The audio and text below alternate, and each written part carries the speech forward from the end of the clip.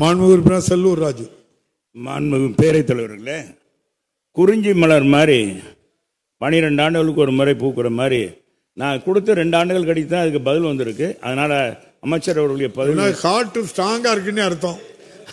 உங்க ஹார்ட் நல்லா. மாண்புமிகு பேரவைத் தலைவர்களே, அதுக்கு நிபுணர் அடங்கிய இந்த அறுவை சிகிச்சை இது ஸ்டாலின் மருத்துவமனையில் அந்த டாக்டர்கள் எம்டி இருக்கிறார்.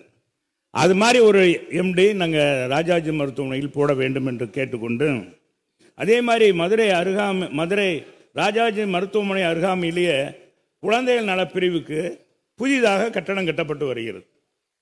20 கோடி ரூபாய் ஒதுக்கியிருக்காங்க. அது தரைத்தளமும் 2 தளமும் கூட கட்டுவதாக இருக்கிறது. இது 20 கோடி தான். ஆனால் இப்போ ஏற்கனவே இருக்கிற பழைய குழந்தைகள் பிரிவில் படுக்கை வசதி எல்லா வசதியும் இருக்குது. இது இங்கே கொண்டு போகும்போது சிரமமாகும். எனவே மாண்புமிகு அமைச்சர் அவர்கள் கூடுதலாக ஒரு 3 அடுக்கு கட்டடம் கட்டி கொடுத்தால் அது வசதியாக இருக்கும் என்பதையும் இந்த நேரத்தில் தெரிவிச்சுக்கிறேன்.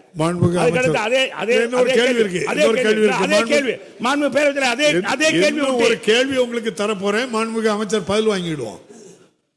மாண்புமிகு பேரவைத் தலைவர் அவர்களே, மதுரை ராஜாஜி அரசு மருத்துவக் கல்லூரி மருத்துவமனையை பொறுத்தவரை உரிய மருத்துவர்களும் உரிய மருத்துவ கட்டமைப்பும் இருந்து கொண்டிருக்கிறது. என்றாலும் மாண்புமிகு தமிழ்நாட்டின் முதலமைச்சருடைய வழிகாட்டுதலோடு புதிதாக 20 கோடி மதிப்பீட்டில் 2 தளங்களுடன் கூடிய புதிய கட்டிடம் கட்டப்பட்டுக் கொண்டிருக்கிறது. இந்த கட்டிடம் முடிக்கப்படும் தருவாயில் இன்னமும் கூடுதல் கட்டிட வசதிகள் தேவைப்படுமானால் நிதி ஒதுக்கீடு செய்யப்பட்டு கட்டித்தரப்படும் என்பதை தங்களின் வாயிலாக மாண்புமிகு மன்ற உறுப்பினருக்கு தெரிவித்துக் கொள்கிறேன். மாண்புமிகு உறுப்பினர் செல்லூர் ராஜு. மாண்புமிகு பேரவைத் தலைவர்களே, மாண்புமிகு அம்மாவுடைய ஆட்சியில் மாண்புமிகு எடப்பாடியார் அவர்களுடைய தலைமையில் ஆட்சி நடக்கும்போது சென்னை மாநகர் முதல் மருத்துவ தலைநகராக இருந்தது. 2வது தலைநகராக மதுரை தென்பாண்டிய மண்டலங்களுடைய 13 மாவட்டங்களுக்கு தலைநகரமாக மதுரை இருக்கிறது. 13 மாவட்ட சாதாரண ஏழை எளிய மக்கள் வசதி செய்ய அவங்க சிகிச்சை செய்யறதுக்கு இங்கே மதுரைக்கு தான் வர்றாங்க. அப்போ அவங்களுக்கு அனைத்து வகையான நோய்களுக்கும் சிகிச்சை அளிப்பதற்கு ஒரு கட்டமைப்பு ஜெய்கா திட்டத்தில் 3 பெரிய கட்டடங்கள் கட்டி கொடுத்தார்கள். எனவே நான் அப்படி கட்டி கொடுக்கப்பட்ட மாண்புமிகு பேரவைத் தலைவர்கள் அப்படி கட்டி கொடுக்கப்பட்ட ஒரு ஜெய்கா திட்டத்தில் அறுவை சிகிச்சை வளாகத்திற்கு 250 பேர் நியமிக்க மாண்புமிகு அமைச்சர்கள் கடந்த ஆண்டே சொல்லியிருந்தார்கள். இதுவரை நியமிக்காதனால் அது இயங்கவில்லை. அதே நேரத்தில் வேற ஒன்றும் இல்லை, மக்கள் நலன் சார்ந்தது தான் இந்த புற்றுநோய் அறுவை சிகிச்சை ஹீமோதெரப்பியும் அது ராஜாஜி மருத்துவமனையில் இருக்கு. அங்கிருந்து 7 கிலோமீட்டர் சென்று பாலரங்கபுரத்தில் தான் எலக்ட்ரோ தெரப்பி இருக்கு. இந்த நோயாளிகள் 7 கிலோமீட்டர் போக வேண்டியிருக்கு. எனவே இதையெல்லாம் உள்ளடக்கி மதுரை ராமநாதபுரம் மாவட்ட ஆட்சியாளர் அலுவலகம் இப்போ காலியாக இருக்கிறது. 1.25 ஏக்கர் பரப்பளவு உள்ளது. எனவே அதில் கட்டடம் கட்டி அதிலே முழுமையாக புற்றுநோய் மருத்துவமனையை அமைக்கிறதுக்கு அமைச்சர் அவர்கள் முன் வருவார்களா என்பதை கேட்டு அமைகிறேன். நன்றி. அமைச்சர் அவர்கள். மாண்புமிகு பேரவைத் தலைவர் அவர்களே, 313 கோடியே 25 லட்சம் ரூபாய் மதிப்பீட்டில் ஜெய்கா நிதி உதவியுடன் ஏற்கனவே ஒரு 6 தளங்கள் கொண்ட கட்டிடத்தை மாண்புமிகு தமிழ்நாட்டின் முதலமைச்சர் அவர்கள் கடந்த ஆண்டு திறந்து வைக்கப்பட்டு பயன்பாட்டில் இருக்கிறது. ஒரு தளம் மட்டும் தற்போது ஆபரேஷன் தியேட்டர்ஸ் அது முடிவுறும் தருவாயில் இருக்கிறது. மற்ற 5 தளங்களிலும் அந்த பயன்பாடு என்பது இருந்து கொண்டிருக்கிறது. தொடர்ந்து நான் 4-5 முறை திறந்து வைக்கப்பட்டதற்கு பிறகு போய் ஆய்வு செய்து வருகிறேன். மாண்புமிகு மன்ற உறுப்பினர் மதுரை மேற்கு தொகுதியைச் சேர்ந்தவர். பக்கத்திலே தான் இந்த மருத்துவமனை இருக்கிறது. நேரடியாக போய் ஆய்வு செய்துவிட்டு அங்கே இருக்கிற வசதிகளை எல்லாம் தெரிந்து கொண்டு அந்த மருத்துவமனையின் வசதிகள் குறித்து பேசுவது சிறப்பாக இருக்கும். அது மட்டும் இல்லை, இப்போ அவர் இந்த பணியாளர் நியமனம் குறித்து சொல்லியிருக்கிறார்கள். டிஎன்எம்எஸ்சியில் இந்த கிறிஸ்டல் ஆட்கள் தூய்மை பணிக்கு அந்த ஒப்பந்தம் இறுதி செய்யப்படும் நிலையில் இருக்கிறது. இன்னும் 1 வார காலத்திற்குள் அந்த பணியிடங்கள் நிரப்பப்படும் என்பதை தங்களின் வாயிலாக தெரிவித்துக் கொள்கின்றேன். இந்த புதிய கட்டிடத்திற்கு HR நியமிக்கும் பணியும் நிதி துறையின் ஒப்புதலுக்காக காத்திருக்கிறது. அதுவுமே இன்னும் ஒரு 10 நாட்களில் முடிவுறும் என்பதை தங்களின் வாயிலாக மாண்புமிகு மன்ற உறுப்பினருக்கு தெரிவித்துக் கொள்கிறேன். சிவகாம சுந்தரி. மாண்புமிகு பேரவைத் தலைவர் அவர்களே, கிருஷ்ணராயபுரம் தொகுதி கடவூர் வட்டார பகுதியில் ஏற்படும் விபத்துகளில் மரணிக்கும் உடல்களை பிரேத பரிசோதனை மேற்கொள்ள கரூர் அரசு மருத்துவக் கல்லூரி மருத்துவமனை அல்லது குளித்தலை அரசு மருத்துவமனைக்கு நீண்ட தூரம் எடுத்து செல்ல வேண்டிய நிலை உள்ளது.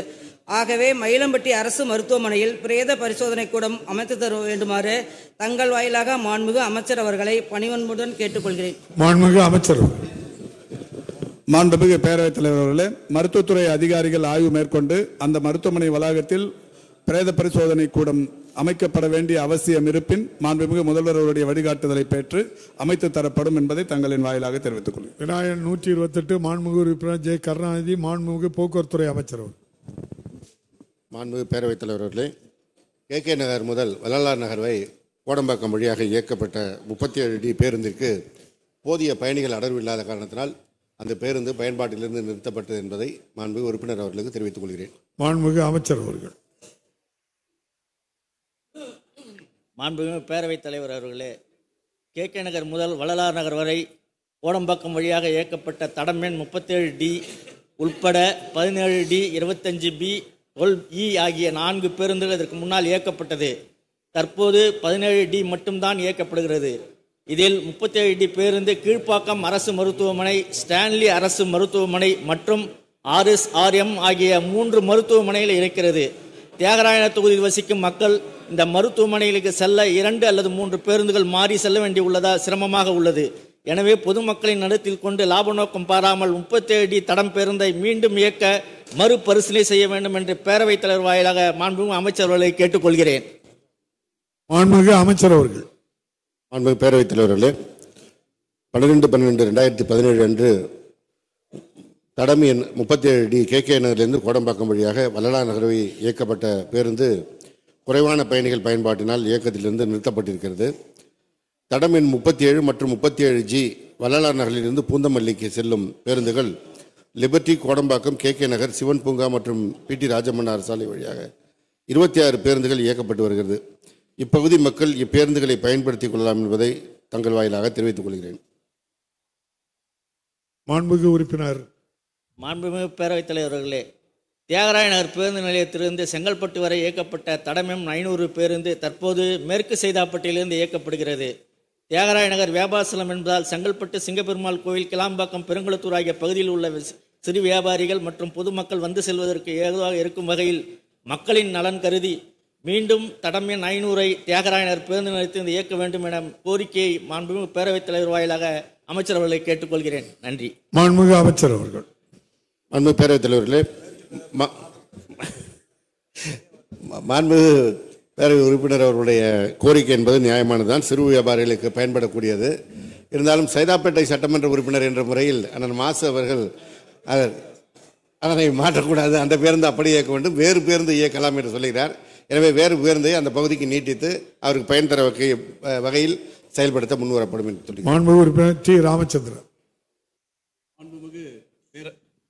மாண்புமிகு பேரவைத் தலைவர் அவர்களே, என்னுடைய தளி தொகுதியில் கொடகரை மலை கிராமம் சுற்றி 10க்கும் மேற்பட்ட மலை கிராமங்கள் உள்ளன. 3500க்கும் மேற்பட்ட மக்கள் வசித்து வருகிறார்கள். பொதுமக்கள் மருத்துவமனைக்கு செல்ல வேண்டும் என்றாலும், பள்ளி கல்லூரி மாணவர்கள் கல்லூரிக்கு செல்ல வேண்டும் என்றாலும் 10 கிலோமீட்டர் வனப்பகுதியிலே நடந்து செல்ல வேண்டியிருக்கிறது. வனவிலங்குகள் தாக்கப்படுவதால் அடிக்கடி உயிரிழப்புகள் ஏற்படுகின்றன. ஆகவே கொடகரை மலை கிராமத்துக்கு சிற்றுந்து இயக்க மாண்புமிகு அமைச்சர்கள் ஆவணை செய்வாரா என்பதை தாங்கள் வாயிலாக அறிய விரும்புகிறேன். மாண்புமிகு அமைச்சர் அவர்கள். மாண்புமிகு பேரவைத் தலைவர்களே, மாண்புமிகு உறுப்பினர் ராமச்சந்திரன் அவர்கள் ஏற்கனவே இது குறித்து என்னிடத்தில் பேசியிருக்கிறார். நானும் துறை அதிகாரிகளை அந்த சாலைகளை ஆய்வு செய்ய சொன்னதில் ஒரு 2 இடங்களில் சாலை அகலப்படுத்த வேண்டிய தேவை இருக்கிறது என்பதை ஏற்கனவே மாண்புமிகு உறுப்பினர் இடத்தில் தெரிவித்திருக்கிறோம். மாண்புமிகு உறுப்பினர் அவர்கள் மாவட்ட ஆட்சியரத்தில் கலந்து பேசி அந்த இடங்களை சரிப்படுத்தினால் பேருந்து இயக்குவதற்கு நடவடிக்கை எடுக்கப்படும் என்பதை தெரிவித்துக் கொள்கிறேன். மாண்புமிகு உறுப்பினர் தாயகம் கவி.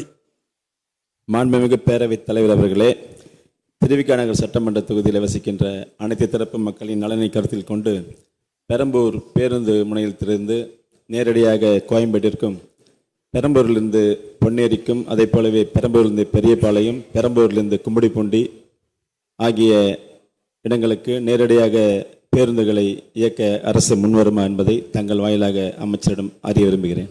மாண்புமிகு அமைச்சர் அவர்கள். மாண்புமிகு பேரவைத் தலைவர் அவர்களே, மாண்புமிகு தமிழ்நாடு முதலமைச்சர் அவர்கள் புதிதாக மின் பேருந்துகளை வாங்கி சென்னையில் இயக்குவதற்கு உத்தரவிட்ட வகையில் அதற்கான பணிகள் நடைபெற்று வருகிறது. நேற்று கூட எண்ணூரில் இருக்கின்ற அசோக் லைலண்ட் நிறுவனத்தில் புதிதாக பயன்பாட்டிற்கு வர இருக்கின்ற மின் பேருந்துகளை நேரடியாக சென்று ஆய்வு செய்கின்ற வாய்ப்பை பெற்றேன். அந்த பேருந்துகள் மாண்புமிகு முதலமைச்சர் அவர்களுடைய பொற்கரங்களால் ஜூன் மாத துவக்கத்திலே துவக்கி வைக்கப்பட இருக்கிறது. அந்த பேருந்துகள் பயன்பாட்டிற்கு வரும்பொழுது மாண்புமிகு பேரவை உறுப்பினர் அவர்கள் தாயகம் கவி அவர்கள் கோரிய திருவிக நகர் பகுதியிலிருந்து மற்ற பகுதிகளுக்கு, சென்னையின் முக்கிய பகுதிகளுக்கு தேவையான பேருந்துகள் இயக்குவதற்கு நடவடிக்கை எடுக்கப்படும்.